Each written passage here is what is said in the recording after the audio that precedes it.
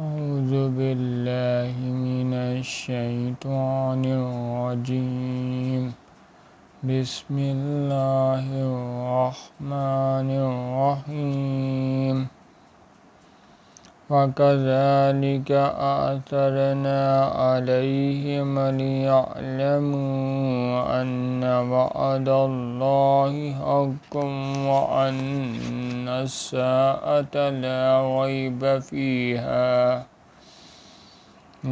ريب فيها إذ يتنازعون بينهم أمرهم فقالوا ابنوا عليهم بنيانا ربهم أعلم بهم قال الذين غلبوا على أمرهم لنتخذن عليهم مسجدا۔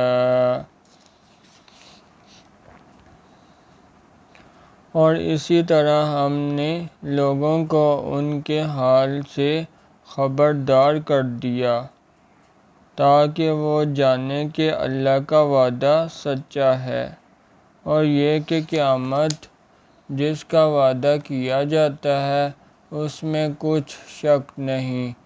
اس وقت لوگ ان کے بارے میں باہم جھگڑنے لگے اور کہنے لگے کہ ان کے غار پر عمارت بنا دو۔ ان کا پروردگار ان کے حال سے خوب واقف ہے۔ جو لوگ ان کے معاملے میں غلبہ رکھتے تھے وہ کہنے لگے کہ ہم ان کے غار پر مسجد بنائیں گے۔ سَيَقُولُونَ ثَلَاثَةٌ رَابِعُهُمْ كَلْبُهُمْ وَيَقُولُونَ خَمْسَةٌ سَادِسُهُمْ كَلْبُهُمْ رَجْمًا بِالْغَيْبِ وَيَقُولُونَ سَبْعَةٌ وَثَامِنُهُمْ كَلْبُهُمْ قُل رَّبِّي أَعْلَمُ بِعِدَّتِهِم مَّا يَعْلَمُهُمْ إِلَّا قَلِيلٌ